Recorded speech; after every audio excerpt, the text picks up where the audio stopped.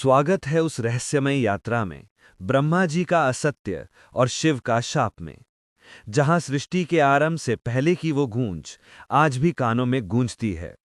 हमने पिछले एपिसोड में देखा, जब कुछ भी नहीं था, ना आकाश, ना पृथ्वी, ना देवता, ना रात्रि, सिर्फ एक अनंत शून्य था।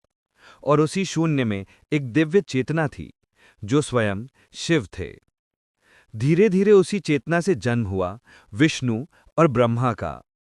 दोनों ने एक दूसरे को देखा, पर समझ नहीं पाए हम कौन हैं। और तभी आरंभ हुई सृष्टि की पहली जिज्ञासा। पर यह केवल शुरुआत थी। शिव की चेतना में छुपा था एक रहस्य, जो आने वाले समय में पूरी सृष्टि की दिशा बदल देगा।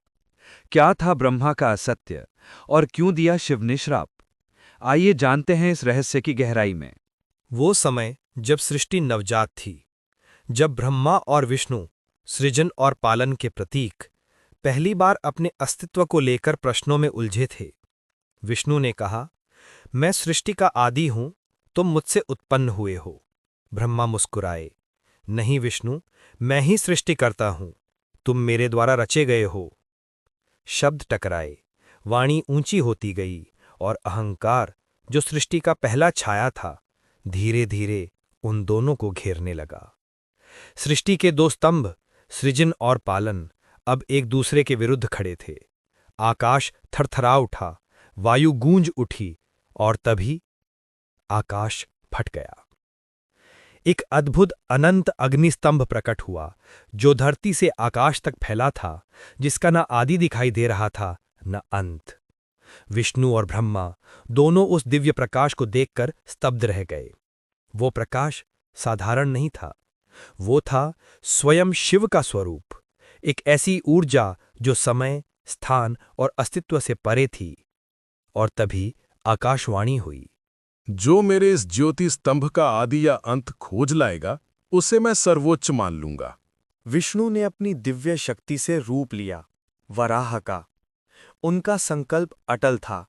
वे उस अग्नि स्तंभ के गहराइयों में उतरने लगे, नीचे और नीचे, जहां अंधकार था, अग्नि थी और केवल रहस्य था।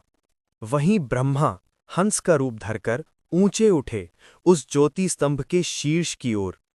उनके पंख प्रकाश से झिलमिलाने लगे, और उनके मन में बस एक ही विचार था, मुझे इस स्तंभ का आरंभ खोजना ही होगा। विष्णु युगों तक नीचे उतरते रहे, पर उन्हें अंत का कोई चिन्ह नहीं मिला। वहां केवल अग्नि थी, जो समय से भी परे थी।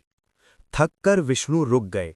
उन्होंने महसूस किया कि यह ज्योति किसी सृष्ट प्राणी की नहीं हो सकती। यह तो स्वयं परम की चेतना है, शिव की ऊर्जा है। वहीं दूसरी ओर ब्रह्मा ऊपर उड़ते रहे, और समय उनके लिए रुक सा गया, परंतु शीर्ष भी कहीं नहीं था। वह ज्योति बस चलती जा रही थी, बिना सीमा, बिना अंत के। तभी उन्हें एक केतकी पुष्प मिला, जो उसी अग्नि स्तंभ से नीचे गिर रहा था। ब्रह्मा ने उस पुष्प से पूछा, क्या तुम इस ज्योति का आरंभ देख पाए हो? पुष्प बोला, मैं तो युगों पहले यहां से नीचे गिरा था, मुझे भी उसका आदि नहीं दिखा। ब्रह्मा कुछ पल मौन रहे, फिर उनके मन में एक विचार आया, एक छल, एक असत्य। उन्होंने केतकी पुष्प से कहा, यदि तुम साक्षी बनो, तो मैं कह दूंगा कि मैंने ज्योति का आरंभ पा लिया है। केतकी पुष्प मौन रहा, और ब्रह्मा उस पुष्प को साथ लेकर नीचे लौट आए। विष्णु ने उन्हें देखा और पूछा, क्या तुमने उस ज्योति का आरंभ पा लिया?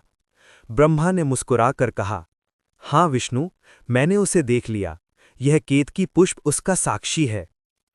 पर तभी वह ज्योति स्तंभ कंपन से भर उठा, आकाश गूंज गया, और उसमें से प्रकट हुए स्वयं भगवान शिव। शिव बोले, ब्रह्मा, तुमने असत्य कहा है, तुमने साक्षी बनाकर सत्य को झूठ में बदला है। उनकी आंखों में अग्नि थी, पर हृदय में करुणा भी। उन्होंने कहा, असत्य के लिए तुम्हारी पूजा नहीं होगी, और केतकी पुष्प तुम भी मेरे पूजन में वर्जित रहोगी। समय बीतता गया। ब्रह्मा जी को अपने असत्य पर गहरा पछतावा हुआ। उन्होंने सोचा, शिव के शाप से मुक्ति पाने का एक ही मार्ग है, एक महान यज्ञ करना, जहां सृष्टि की शुद्धि, फिर से हो सके।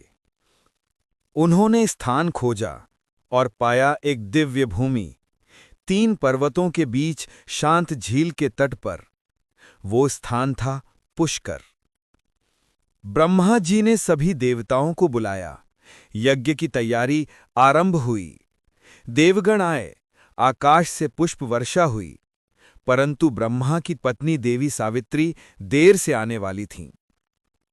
यज्ञ शुरू होने से पहले पुरोहितों ने कहा, हे प्रभु, पत्नी के बिना यज्ञ अधूरा है। तभी देवताओं ने सुझाव दिया, विवाह का दूसरा संयोग कीजिए ताकि यज्ञ प्रारंभ हो सके। ब्रह्मा ने सहमति दी। उन्होंने गायत्री नामक कन्या से विवाह किया और यज्ञ आरंभ हुआ। पर जैसे ही सावित्री देवी पहुंची, वहां जो दृश्य उन्होंने देखा वो उनके हृदय को जलाने वाला था। देवता, ब्रह्मा और एक नई पत्नी! सावित्री का क्रोध प्रज्वलित हो उठा। उन्होंने कांपती आवाज में कहा, तुमने बिना मेरी अनुमति विवाह किया। ये यज्ञ अब पवित्र नहीं रहा। आज से तुम्हारी पूजा कहीं नहीं होगी, न मंदिरों में, न वेदियों पर। केवल इसी स्थान पुष्कर में ही तुम्हारी आराधना होगी। और इसी कारण आज भी पुष्कर ही एकमात्र स्थान है जहां ब्रह्मा जी की पूजा होती है। देवता वहां उतरते हैं, तीर्थयात्री स्नान करते हैं और सावित्री देवी का आशीर्वाद सृष्टि को संतुलन देता रहता है। यह कथा हमें सिखाती है कि गलती चाहे किसी देव की ही क्यों ना हो, उससे भी सृष्टि को एक नई दिशा मिलती है। ब्रह्मा का असत्य, शिव का शाप और सावित्री का क्रोध, इन सबके मिलन से ही पुष्कर जैसे पवित्र तीर्थ का जन्म हुआ।